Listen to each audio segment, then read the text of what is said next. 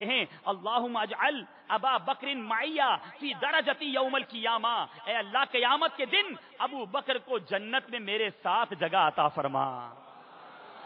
ہائے ہائے ہائے، قربان جائیے صدیق اکبر رضی اللہ تعالیٰ عنہ کی شان پر ہم غلامان مصطفیٰ یہ دعا کرتے ہیں کہ یا اللہ ہمیں جنت میں سرکار کا پڑوس عطا فرما۔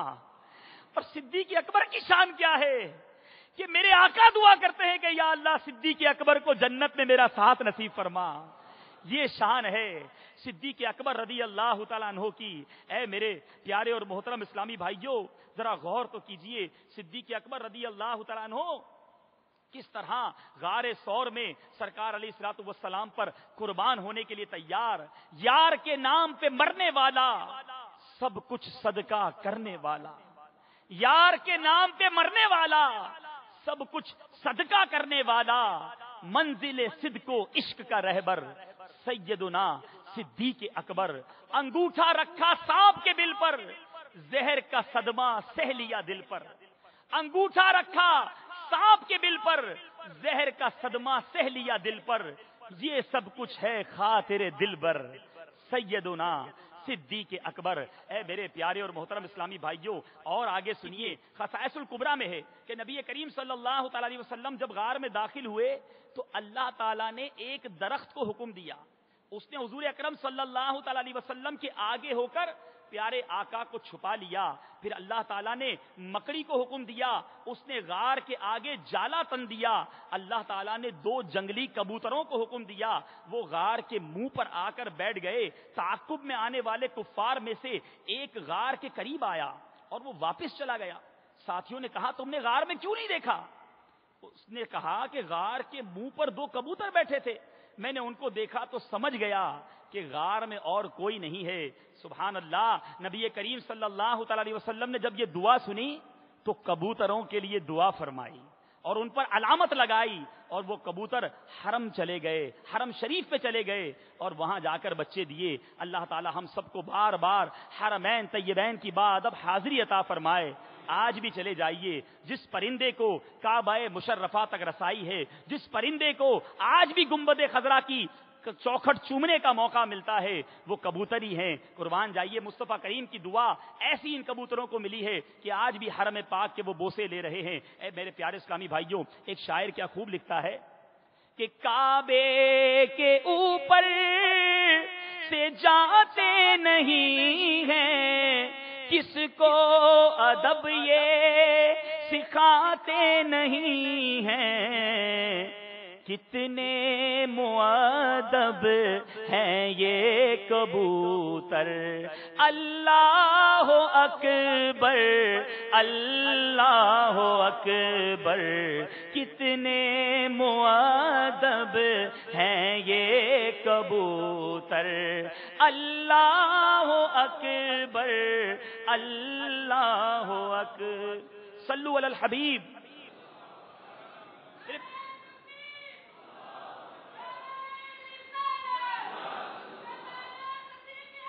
جاری رہے گا۔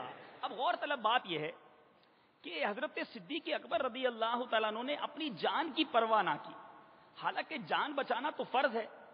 اور ایسا ہی ایک واقعہ ہوا کہ مولا علی کرم اللہ تعالی وجہہ الکریم سرکار علیہ الصلوۃ والسلام کے ساتھ مقام خیبر یعنی جنگ خیبر سے، غزوہ خیبر سے واپسی آ رہے تھے۔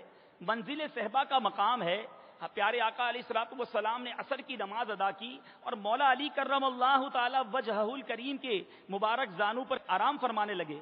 اب عصر کا وقت جا رہا ہے، مولا علی نے نماز نہیں پڑھی، سورج کو دیکھ رہے ہیں غروب ہو رہا ہے، مگر پیارے آقا کا آرام ایک طرف ہے، دوسری طرف نماز ہے، نماز فرض ہے، مگر پیارے آقا کے آرام میں خلل نہ آئے، مولا علی نے وقت گزار دیا۔ پیارے آقا کی آنکھ کھلی، عرض کیا آقا جب سے علی ایمان لایا ہے آج تک نماز قضا نہیں ہوئی۔ آقا سورج غروب ہو گیا ہے۔ اللہ اکبر۔ مصطفیٰ کریم علیہ الصلوۃ والسلام نے اپنے ہاتھ اٹھائے، وہ سورج جس کو دنیا نے آج تک مشرق سے طلوع ہو کے مغرب میں غروب ہوتے ہوئے دیکھا تھا، پیارے آقا کی دعا سے اب مغرب سے طلوع ہو رہا ہے۔ اور مولا علی نماز ادا کرتے ہیں. اب غور طلب بات یہ ہے، ایک طرف نماز فرض ہے، پیارے آقا کا آرام سامنے ہے، مولا علی صحابی ہیں، امیر المومنین ہیں، ہم سے زیادہ دین جاننے والے ہیں، نماز کو قضا کر دیا، مصطفیٰ کے آرام میں خلل نہ آئے قربان کر دیا. دوسری طرف صدیق اکبر ہیں، امیر المومنین ہیں، خلیفۃ المسلمین ہیں، ارے جان بچانا فرض ہے، آقا کے آرام پر اپنی جان قربان کر دی. یہ کیا بات ہے؟ فرض کو کیوں چھوڑ دیا؟ کسی کے ذہن میں سوال آ سکتا ہے. امام اہل سنت سے پوچھیے اعلیٰ حضرت ہدایت کے بخشش میں کس والہانہ انداز میں ان دونوں واقعات کی تشریح کرتے ہیں. لکھتے ہیں آقا مولا علی نے واری تیری نیند پر نماز، مولا علی نے واری تیری نیند پر نماز، اور وہ بھی عصر سب سے جو اعلیٰ خطر کی ہے. صدیق بلکہ غار میں جان اس پہ دے چکے، اور حفظ جان تو جان فروز غرر کی ہے.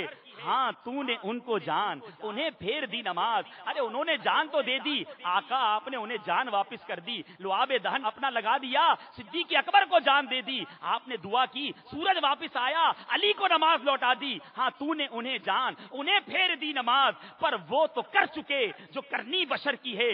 ثابت ہوا کہ جملہ فرائض فرو ہے، اصل الاصول بندگی اس تاجور کی ہے.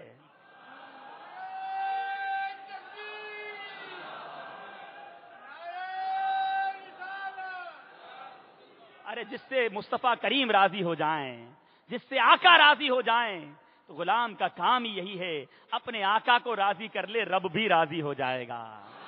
سرکار علیہ الصلوۃ والسلام کی رضا والے کام کرتے چلے جائیے، اللہ تبارک و تعالی بھی ہم سے راضی ہو جائے گا. اے میرے پیارے اسلامی بھائیوں، شان صدیق اکبر پر بیان کریں، کس کس واقعے کا احاطہ کریں، کون کون سا موقع بیان کیا جائے. اتنی زبردست زندگی آپ نے گزاری کہ ہر دن، ہر رات، ہر لمحہ صدیق اکبر کا عشق رسول میں گزرتا ہے. ایک بار عمر فاروق رضی اللہ تعالیٰ عنہ نے فرمایا کہ سرکار علیہ الصلوۃ والسلام نے ہمیں صدقہ کرنے کا حکم دیا. عمر فاروق نے کہا ان دنوں میرے پاس مال تھا، میں نے سوچا آج موقع ہے، آج میں صدیق اکبر سے آگے بڑھ سکتا ہوں. حضرت عمر فاروق رضی اللہ تعالیٰ عنہ نے اپنا مال آدھا آدھا کیا، ایکولی ڈیوائیڈ کیا، نصف مال لیا اور سرکار کے دربار میں آ گئے کہ آج تو میرا پہلا نمبر ہوگا. جب دیکھتے ہیں سیدنا صدیق اکبر رضی اللہ تعالیٰ عنہ آنے والے ہیں، پیارے آقا نے سوال کیا، اے عمر اپنے گھر والوں کے لیے کیا چھوڑا ہے؟ عمر فاروق عرض کرتے ہیں آقا جتنا مال لایا ہوں اتنا ہی گھر والوں کے لیے چھوڑا ہے. اب سیدنا صدیق اکبر رضی اللہ تعالیٰ عنہ کی آمد ہوتی ہے، آتے ہیں. سرکار علیہ الصلوۃ والسلام نے پوچھا اے ابو بکر اپنے گھر والوں کے لیے کیا چھوڑا ہے؟ ابو بکر عرض کرتے ہیں آقا ان کے لیے اللہ اور اس کا رسول چھوڑا ہے.